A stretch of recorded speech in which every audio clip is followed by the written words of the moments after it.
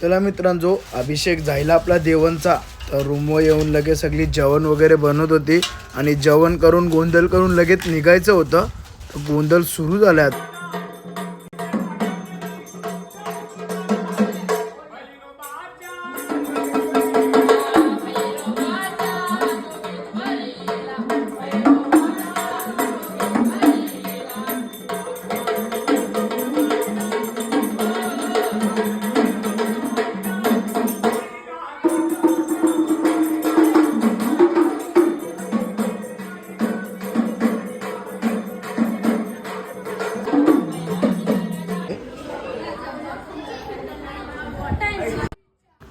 चला मित्रांनो, गोंधळ झालाय तर आता सगळी जेवून घेतो आणि डायरेक्ट निघतो गावन देव फिरून.